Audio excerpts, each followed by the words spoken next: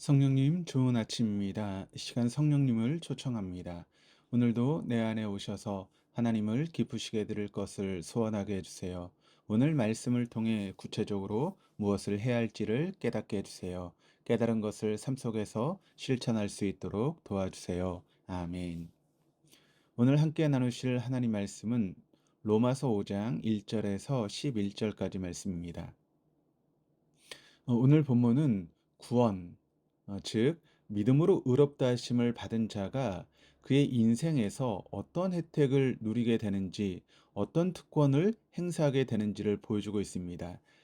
크게 세 가지로 요약해 볼 수 있는데, 먼저 믿음으로 의롭다 하심을 받은 자는 새로운 신분증을 받게 된다라고 하는 것입니다. 그의 신분증에는 더 이상 죄인이 아니라 의인이라 기록됩니다. 1절 2절에 의하면 예수 안에서 의인된 자는 더 이상 하나님의 원수가 아니라 하나님과 화평을 누립니다. 하나님 앞 그 은혜의 자리에 매 순간 들어갈 자격이 주어집니다. 무엇보다도 하나님의 영광, 즉 천국을 소망하게 됩니다. 하나님과 화평한 자로서 은혜에 들어가고 영광을 바라는 것은 아무나 누릴 수 있는 특권이 아닙니다. 오직 믿음으로 의롭다 하심을 받은 자만이 누릴 수 있는 혜택입니다. 이것들은 물질적인 혜택은 아닙니다. 밥과 떡으로 환산되지도 않습니다. 이 신분은 돈이나 자격증으로 획득할 수 있는 것도 아닙니다.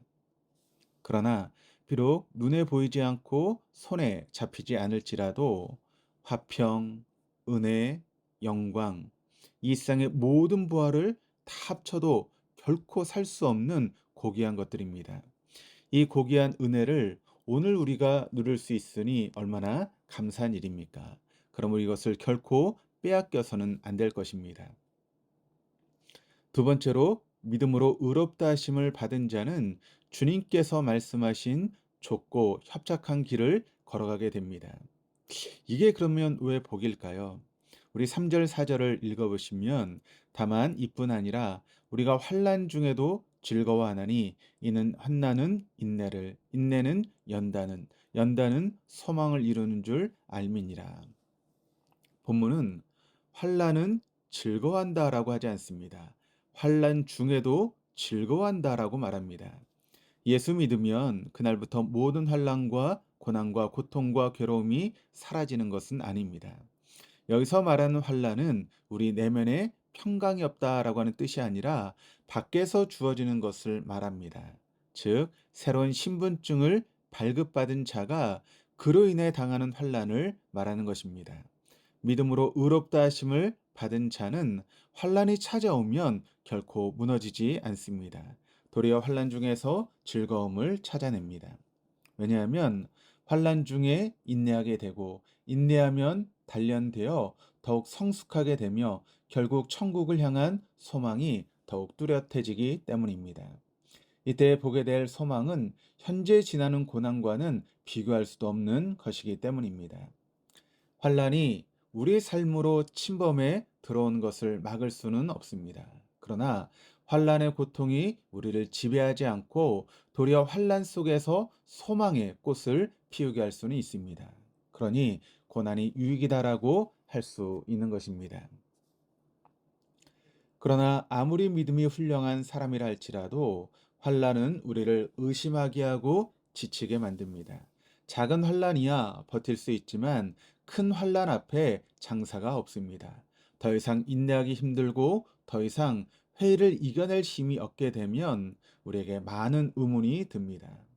그러나 예수 안의 의인은 결코 넘어지지 않습니다. 5절입니다. 소망이 우리를 부끄럽게 하지 아니함은 우리에게 주신 성령으로 말미암아 하나님의 사랑이 우리 마음에 부은 바 됨이니.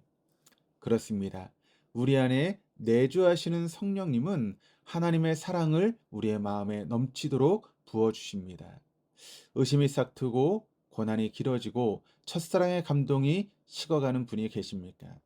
지금도 기꺼이 넘치도록 부어주시는 하나님의 사랑을 구하십시오. 성령님께서 우리 안에 충만하시도록 요청하십시오. 혹여 옛사람의 죄의 습관이 여전히 우리에게 남아있다면 정욕과 탐심을 십자가에 못 박으십시오. 그러면 다시 하나님의 사랑 안에 잠기는 은총을 우린 누리게 될 것입니다. 믿음으로 의롭다 하심을 받은 자에게 밥과 떡보다 더 좋은 특권이 있습니다. 그러나 동시에 그 은혜로 사는 자가 방종에 빠지지 않도록 꼭 기억해야 될 것이 있습니다. 첫째는 우리의 새로운 신분뿐 아니라 우리의 옛 신분을 망각해서는 안 된다라고 하는 것입니다. 사도 바울은 6절부터 10절에 걸쳐 우리의 과거 신분을 재차 밝히고 있습니다. 우리는 과거에 연약한 자, 즉 무능한 자였습니다. 또한 우리는 죄인들이었습니다. 존재 자체가 하나님을 거역하는 일로 충만한 이기적인 존재들이었고 자기 자신과 돈을 사랑하는 존재들이었습니다. 그리고 우리는 과거에 하나님의 원수였습니다. 하나님이 싫어하는 것을 도리어 좋아하는 우상 숭배자들이었습니다. 눈앞에 작은 이익을 위해 경쟁을 당연시 여겼고 거짓말과 탐욕을 정당화했습니다. 불평등에 무관심했고 약자의 손해는 그들의 게으름 탓이라고 합리화시키기도 했습니다.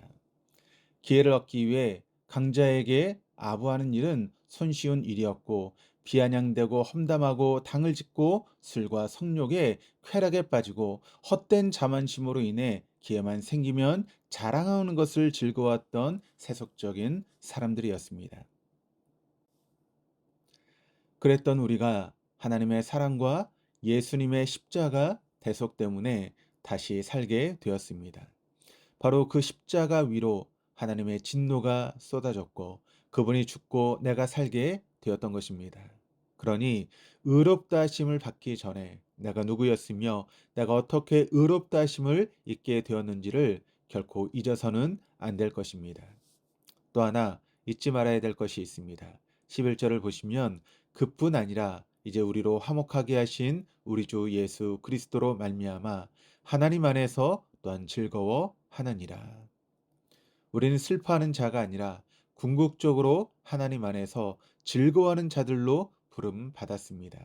하나님 안에서 우리가 즐거워야 될 특권을 막을 존재는 없습니다. 그러니 어떤 상황에 처하게 될지라도 우리를 의롭다 하시는 하나님과 우리의 죄를 대신 짊어지신 예수님, 그리고 날마다 하나님의 사랑을 쏟아부어 주시는 성령님으로 인해 나날이 하나님과 화목하고 하나님 안에서 즐거워하는 우리 모두가 될 수 있기를 주님의 이름으로 축원합니다. 기도하시겠습니다. 하나님, 때로 구원에 대한 확신이 흔들리고 하나님의 사랑이 여전히 변함없는지 의심이 들 때가 있습니다. 의인의 삶보다 죄인의 삶에 더 가까워 부끄러워지고 환란의 강도가 너무 강렬해서 무너질 것만 같은 순간이 찾아올 때도 있습니다. 그럴수록 더욱 십자가를 우리를 향한 하나님의 사랑의 증거로 삼게 해주시고 하나님의 사랑을 부어주시는 성령님을 간절히 구할 수 있도록 인도하여 주옵소서. 그리하여 우리를 의롭다 하신 하나님의 사랑이 결코 변하는 법이 없음을 다시금 확신하게 인도하여 주옵소서. 감사드리며 예수 그리스도 이름으로 기도드립니다. 아멘.